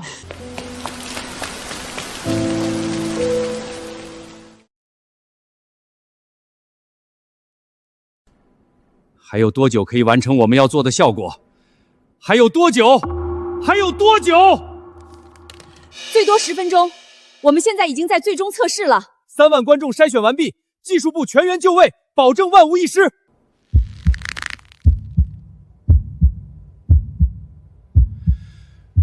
一切准备就绪，接下来就等苏晨的信号了。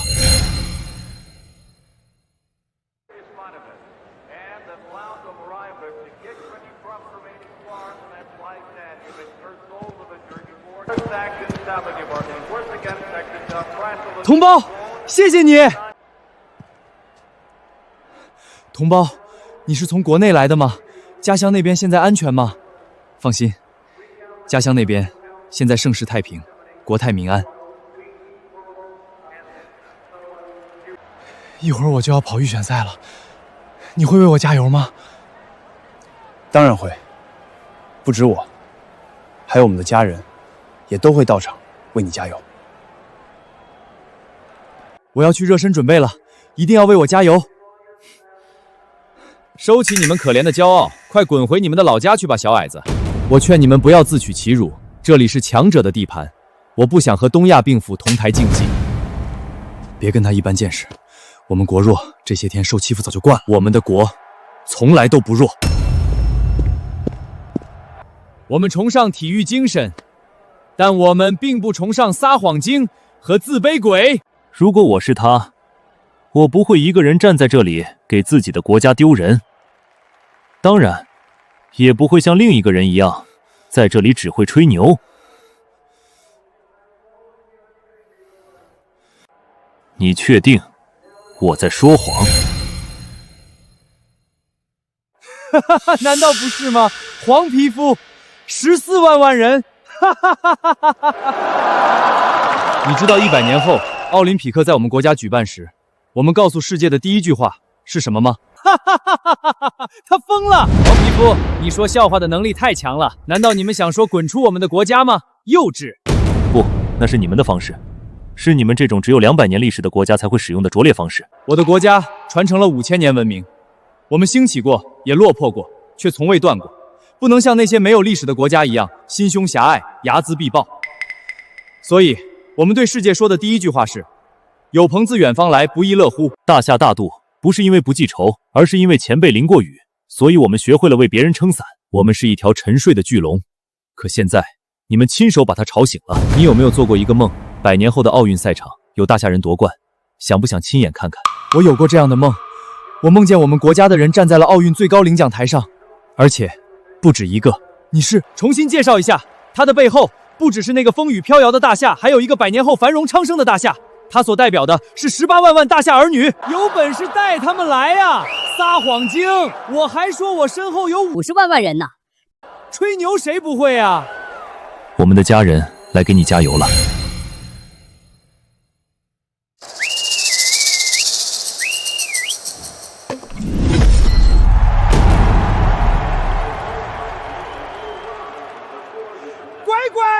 老子来了！1932年，老子来了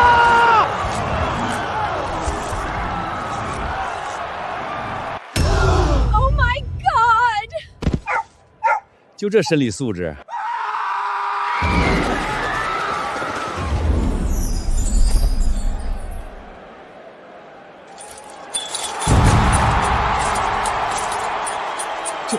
这感觉太奇妙了。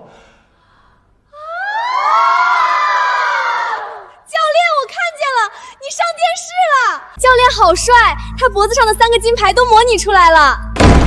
对不起，教练，是我任性了，我不该跟你闹脾气就跑出去。没事儿，来，我们手拉手，一起回到1932年，给老前辈加油。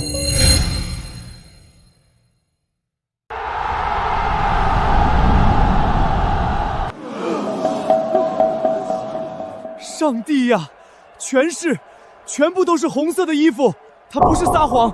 他说的是真的。1932，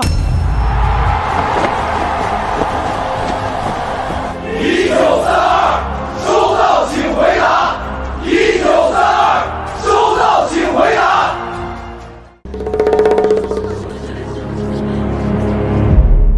1932，收到。他们收到。让他们人多欺负人少，我们的娘家人来了。何其有幸啊！能够参与这样一件震撼人心的伟大项目。这下有的吹了，台长牛逼，苏晨牛逼。这是大夏语，他们为什么？他们全部都是我刚才说的家人。那你是？我来自100年后，我叫苏晨。他们也都是来自100年后的大夏，他们今天来到这里，就是要亲自为你加油。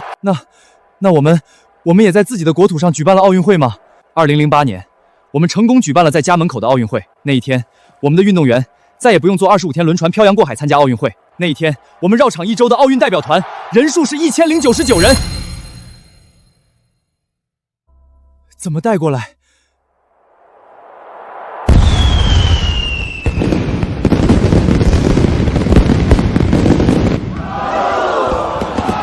你再看看四周。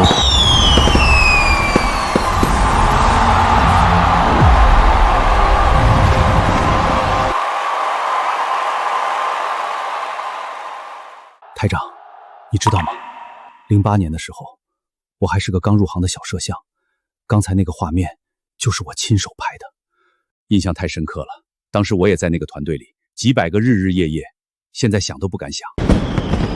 幻觉，这都是幻觉，这不可能是大夏！刚刚我们竟然在嘲讽这样的国家，怎么会有这么多人？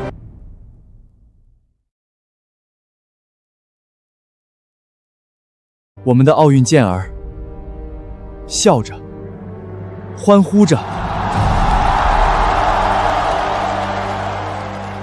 所以我的努力没有白费，对吗？没有白费，因为你在100年前孤身一人站在这里，我在海上漂了25天，很多人叫我回去，可我不甘心。大夏的未来有你们，可大夏的现在只有我。我现在知道是什么支撑着我一个人来奥林匹克了。我的朋友们现在正在战场上保家卫国，我也有我该打的仗。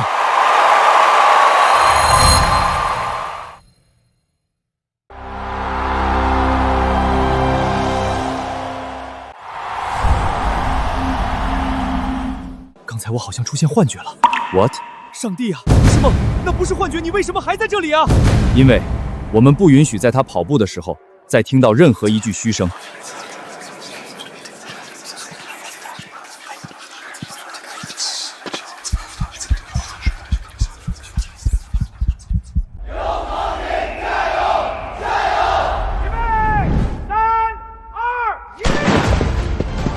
我来这里不是为了拿第一，而是为了告诉世界，大夏来了，我做到了。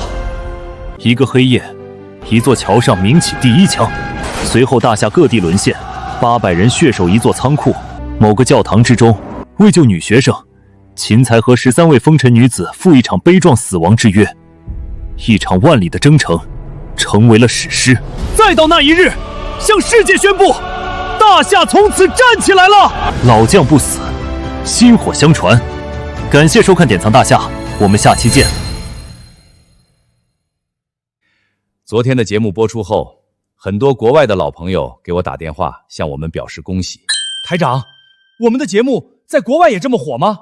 目前第3期刘长春篇在国外直接火到出圈了。上一期节目直播当晚，国内观看人数一共是4120万人。从昨天晚上9点到现在，全网回放点击量已经突破2亿。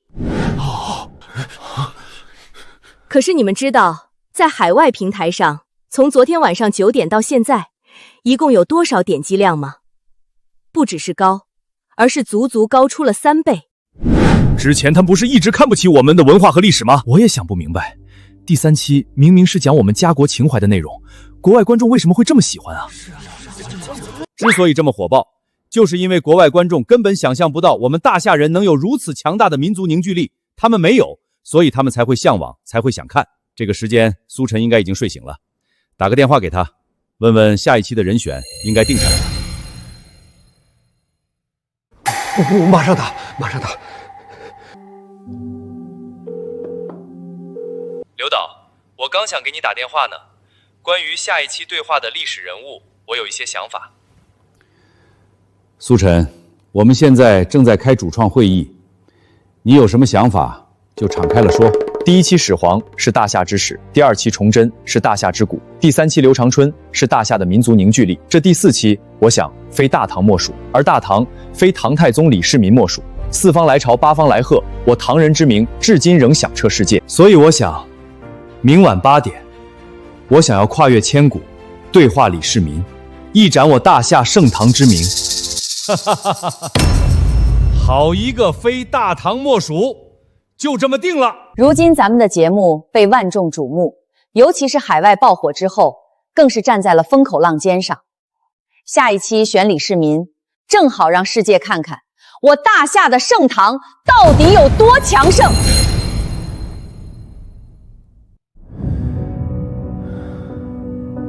对话历史人物：唐太宗李世民。4、3、2、1，穿越程序启动。我要亲眼看看这李世民到底是弑兄逼父、虚荣伪装、篡改历史的李世民，还是那位励精图治、兢兢业业。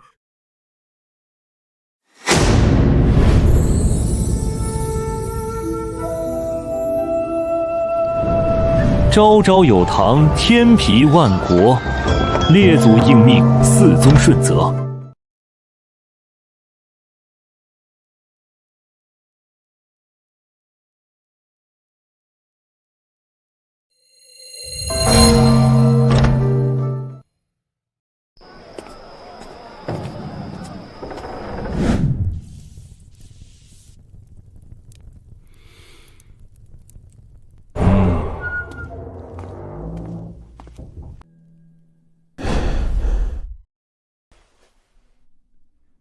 后世晚辈苏晨，拜见陛下。哦，后世晚辈，我来自1388年之后。哈哈哈哈哈哈！谁让你来的？莫非是魏征，还是尉迟敬德？无人派晚辈前来，只因晚辈久仰陛下圣明，特来拜见。你所言非虚，绝无半句虚言。坐。你方才说你来自后世1382年之后，为见千古一帝，为一览我大唐盛世之初，为与陛下畅谈古今而来。你说朕乃是千古一帝，说朕的大唐盛世初显，如何自证？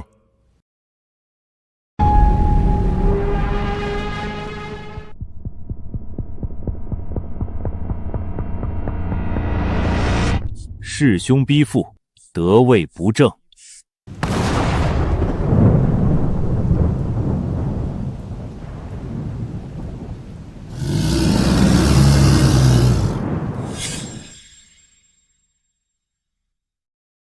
罢了，朕信了。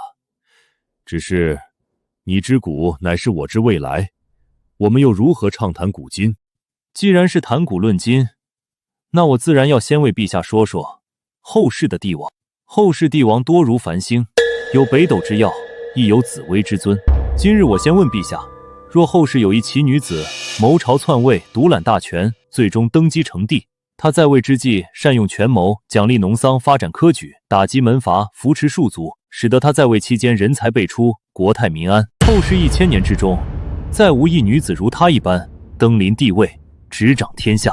敢问陛下，这位大夏女帝当不当得千古一帝？竟有此事！千真万确。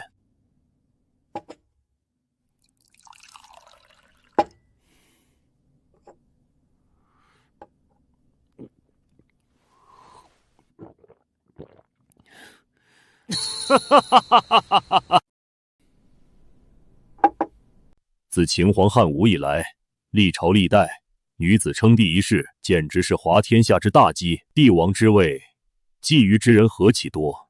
一介女子，手无缚鸡之力，文无盖世之才，后世之人，莫非连推翻一个女子都做不到吗？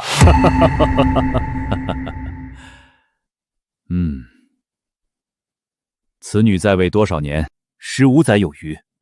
可曾有人谋逆，或是可曾亡国？女帝寿终正寝，于寝宫驾崩，享年82岁。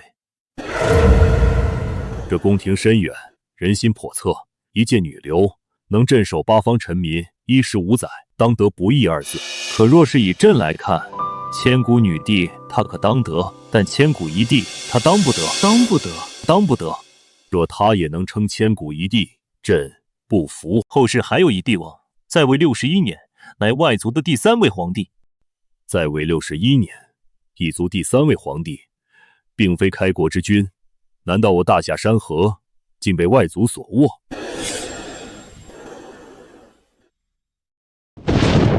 此人年号康熙，6岁登基，16岁除权臣鳌拜，19岁起平定三藩，历时10年，三藩中平。35岁震慑沙俄，签订边界条约。43岁完成3征漠北，收复故土的壮举。他在位期间，重农兴文，兴修水利，治下人口翻番，经济富庶。是历代帝王中在位时间最长的一位。敢问陛下，他算不算千古一帝？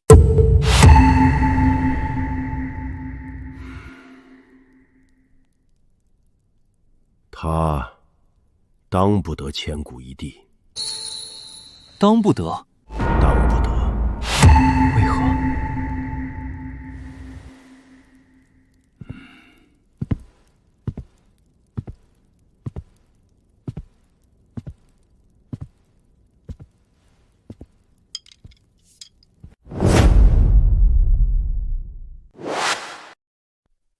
他16岁除权臣，19岁平三藩，时隔10年，三藩方平，一统北方。而朕19岁太原起兵，21岁平刘武周，败宋金刚，28岁玄武门之变，登基称帝，32岁灭东突厥，生擒竭力可汗，西域诸国共尊朕号天可汗。同样历时10余年，与朕相比，他也不过如此。若他也能称千古一帝，朕不服。那又如何？呵呵，朕不屑与之为伍。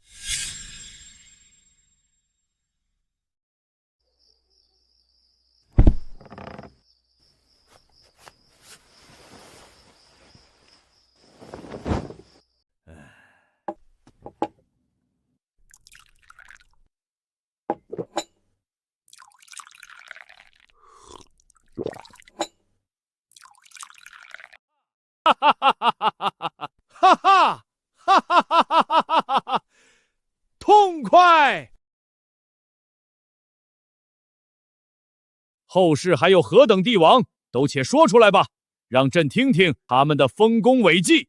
后世还有何人，报上名来。好，有一位乞儿，他一路坎坷，嫉恶如仇。那时大夏被元人统治，汉人地位低下，命如草芥。而这位乞儿只身入义军，横扫乱军，驱除鞑虏，复我大夏山河，只凭一个破碗，最终登基建制，做了开国皇帝。然后呢？登基之后，他杀功臣，杀贪官，杀土豪，杀世家，杀伐果断，却又爱民如子。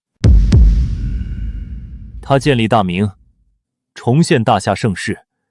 他曾留下一首诗句，陛下可想听？百花发时我不发，我若发时都下杀。要与西风战一场，变身穿就黄金甲。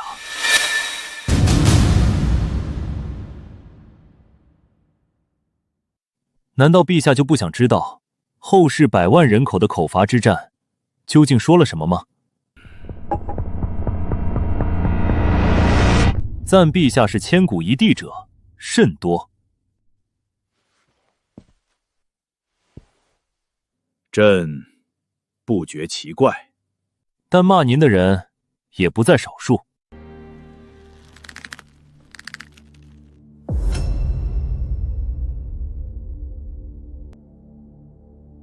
那骂朕的人都说了些什么？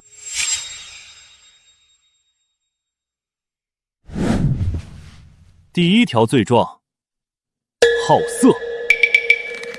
陛下好色，搜罗天下美女无数，包括隋炀帝的萧妃、李元吉之妻杨氏，但凡入目之女子，皆收入宫中。胡言乱语！君子好色，乃是本性，何来罪状之有？这普天下间王侯将相，谁不是三妻四妾？况且我乃一国之君，见美人而心生喜爱，纳入宫中，何错之有？此乃后世欲加之罪，何患无辞？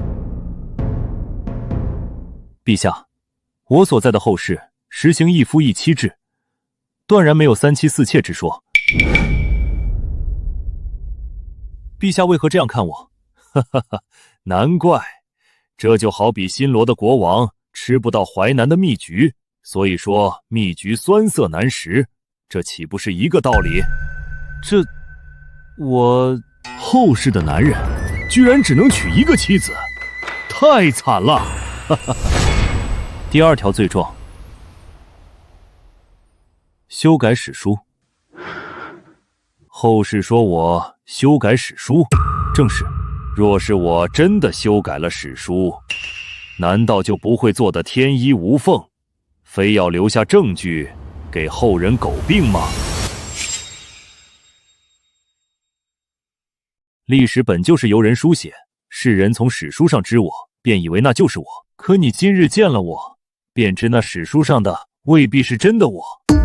可你又怎知其他帝王有没有修改过史书？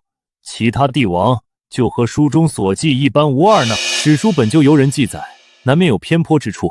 别说陛下早已不在人世，就算是陛下依然活在后世1300年之后，照样有人骂，有人夸，有人敬，有人贬。好，说得好，朕还真的修改过史书。朕修改史书是为了天下百姓，你可相信？陛下不会是想说，有些宫廷密事若流传出宫，会让百姓心生不安，是以修改史书来稳定军心，安定天下百姓之心吧？哈哈哈哈！所言正是。你莫要把朕想成是高高在上的皇帝，你就把朕想成是一户寻常人家的父亲。倘若父母之间争吵，丈夫想要休妻，推开门却发现孩童正在门口听着，身为父亲可否会撒谎于孩子，骗他说无事，以安孩童之心呢？就像是你我2人今日所言，惊世骇俗，若是传扬出去，朕也要修改史书，说这不过是朕的一场梦话罢了。陛下，后世所列出的关于你的第3条罪行，玄武门之变。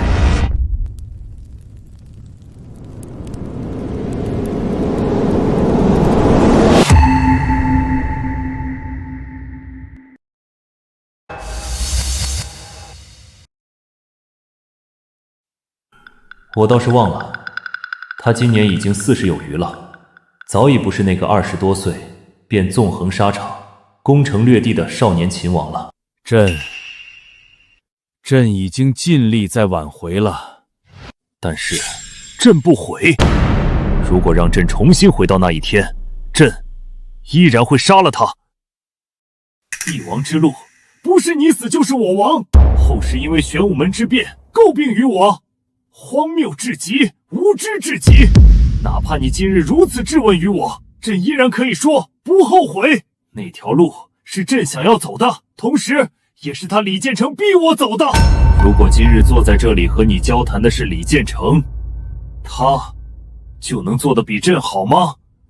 难道后世之人就不会骂他弑弟逼父吗？朕只是那一天的赢家，难道朕就错了吗？难道朕赢了也有错吗？他们自以为是，仗着手中有笔便胡编乱造。他们了解朕吗？他们有站在朕的处境里吗？因为朱元璋的敌人是那漠北的铁骑，所以他赢了就是正确。而我李世民的敌人是亲生兄弟李建成，所以我赢了就是错误。那李建成和漠北的铁骑又有何不同？如果赢的是他们，那朕就只能死无葬身之地。对于想要杀你的人而言，他是你的兄弟还是你的敌人，这有什么区别吗？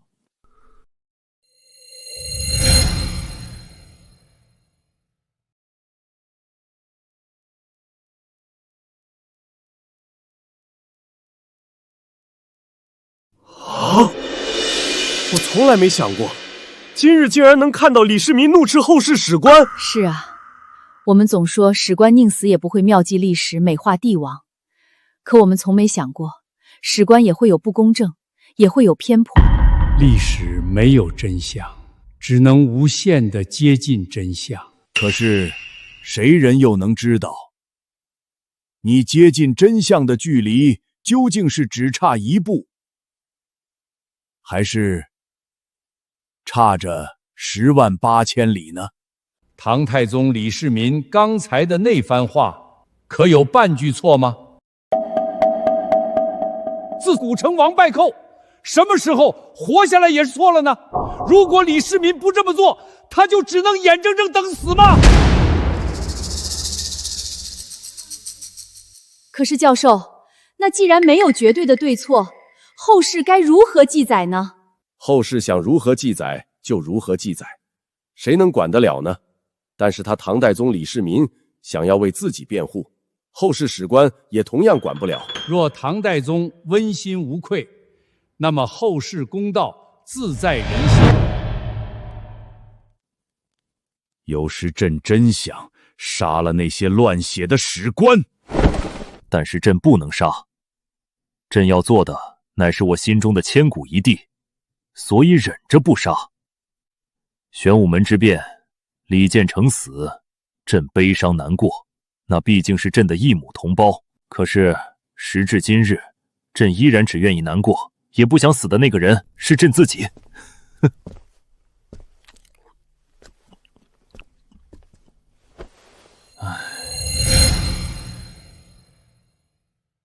那陛下想不想详细知晓后世究竟如何评价于你？你小子把朕掏心窝子的话几乎全套出去了，这不正也是陛下故意的吗？陛下先问我后世是否会知道我们今日之对话，又掏心掏肺将心中所想尽数道出，现在说我套出来的，我可不敢当。朕可以问你几次，问到陛下无话可问为止。那朕问了，岂不可以改历史？历史会自我修正，陛下不要冒险。接下来每个问题都要考虑后果。朕何日崩卒？10年之后。唐太宗李世民在位23年，庙号太宗，葬于昭陵。陛下可还有想要问的？朕死之后何人登基？唐高宗李治，他灭高句丽，收西域。唐代版图以高宗时为最盛，东起朝鲜半岛，西临咸海，北包贝加尔湖，南至越南横山，疆域跨越万里。朕想要知道李治之后何人继位。陛下，你知道这个人？荒谬！朕如何知道此人？莫非是李治在位不久便出了变故？陛下不但知道此人，而且还见过此人，甚至还临幸过此人。朕知道此人，见过此人，还临幸过此人。你方才所说的那位奇女子，竟然是我大唐第3位帝王。陛下还有想问的吗？敢问，你跨越古今对话帝王，我是第1个。不，陛下是第3位。在我之前是何人？秦始皇嬴政。始皇嬴政。始皇帝又可曾向你发问？问了何事？他有3问。第1问，后世海内是否依然一统？何人有他之气魄？可曾有人胜我半子？第2问，后世可曾有人永世不灭，见世代相传的基业？第3问，大夏百姓将来皆苦否？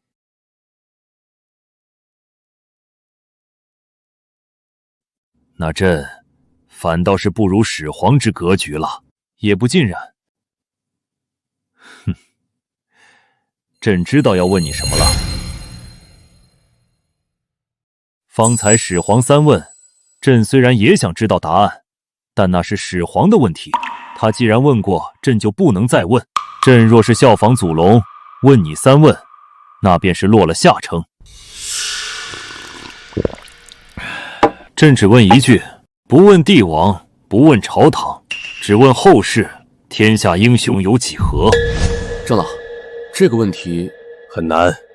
若是换我，可以答得出，但是不能答得妙。眼下太宗这个问题就是故意刁难，他们都在暗地里较着真呢。这个问题苏臣必须要答得漂亮才行。回禀陛下，后世帝王众多，历朝历代少则3、5君王，多则20有余，可称英雄者少之又少，但论天下英雄，却数不胜数。今日陛下问出此题，晚辈必然尽力作答。后世英雄共计99人。后世1300余年，英雄一共99人，不多不少，共计99人。你可数算得清楚？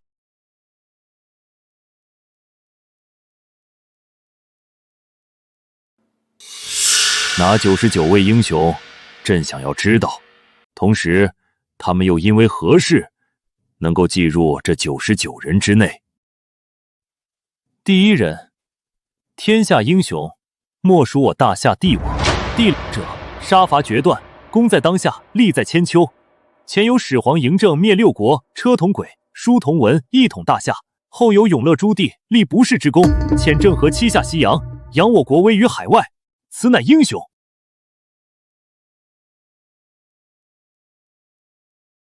且慢，朕问的是人，是英雄。莫非陛下认为帝王不是人，不配当英雄？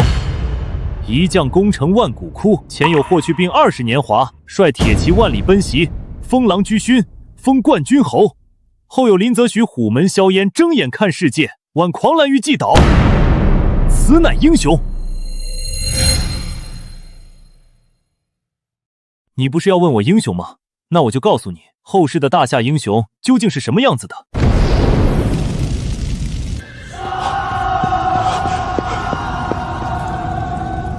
祖龙！大明威武！大明威武！大明威武！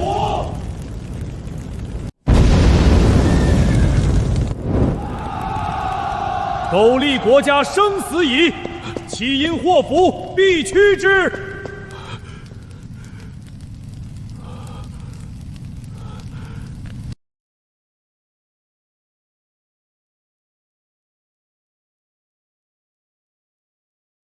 第三人，我大夏兵勇，前有我大唐万千白发老兵，浴血误国53载。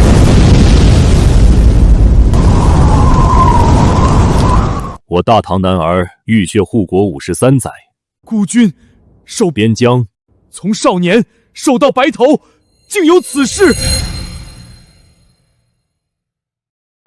第7人，第8人，第9人。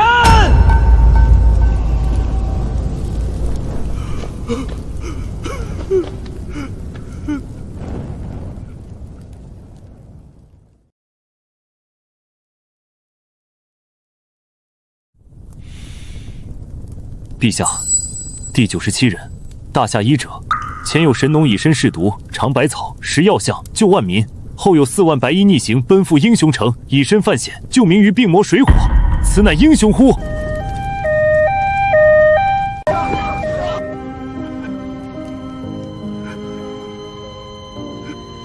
第98人，大夏干井，极渡井无名碑，悟井抗巨浪，以凡人之躯挡10米巨浪，此乃英雄乎？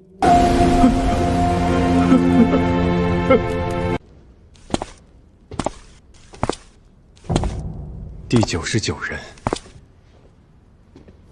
，99归一。这人有一个共同的名字——大夏人。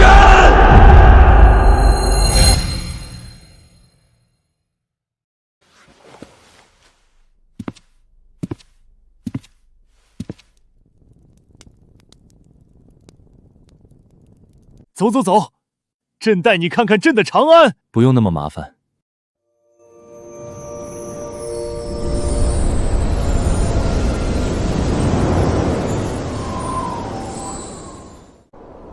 神乎其技！先生，你看，朕的长安，人口100万，百业兴亡，八方来朝，定鼎之基永固，无穷之业在思。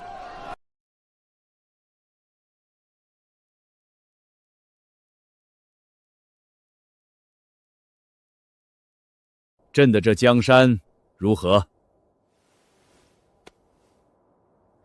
江山如画，引后世无数英雄尽折腰。日后可还能再见？日后自会相见，我会见陛下之所未见，一一说与陛下听。好，好，如此甚好。来来来，再陪朕看一眼朕的长安城。朕明日就命天下百姓泛龙舟斗百草庆盛世，亦让后世之人看看朕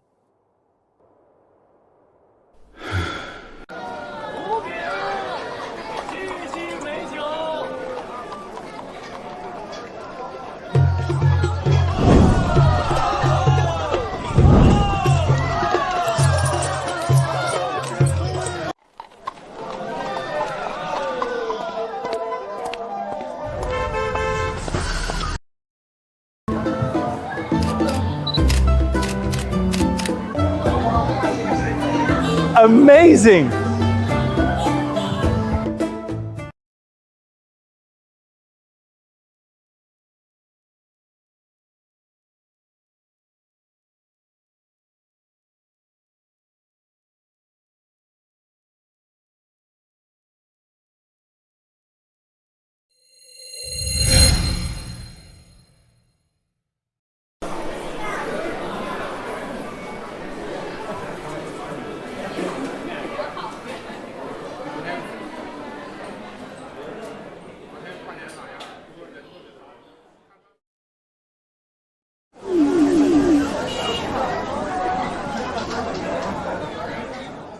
什么了？几乎所有从海外飞大夏的航班，在2个小时之内，机票全部售罄，几乎没有剩余。出票率100%，至少1个月之内，所有位置全部被订满了。是国外有战争了吗？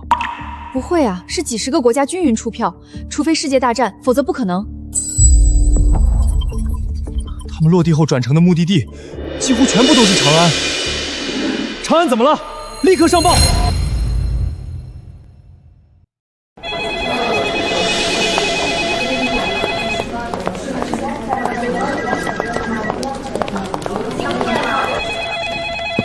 怎么回事？上面怎么说？他们说不用大惊小怪。另外，上级通知立刻加派往返航班。他还告诉我说，这还仅仅只是开始。接下来，我们需要迎接一波前所未有的大夏热。难道是典藏大夏？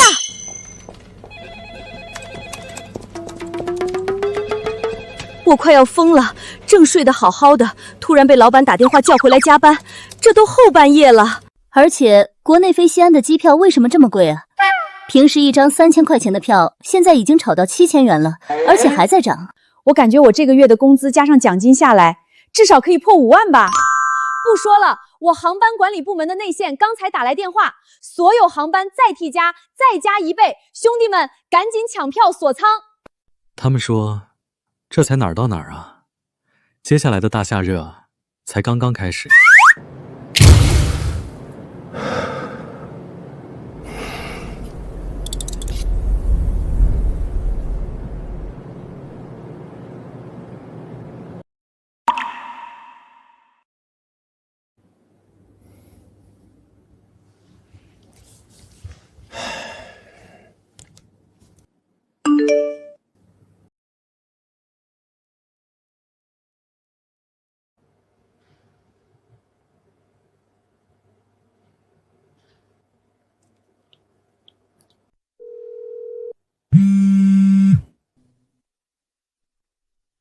喂，怎么了？你的节目我看了，非常好，恭喜你。谢谢。我要回国了，回去后我会向台里申请岗位调动，配合你完成你的节目。当然，我也可以提前提供一些节目人选和策划方案给你。为什么想要帮我？为了完成一个我心中的梦想。等你回来再说吧。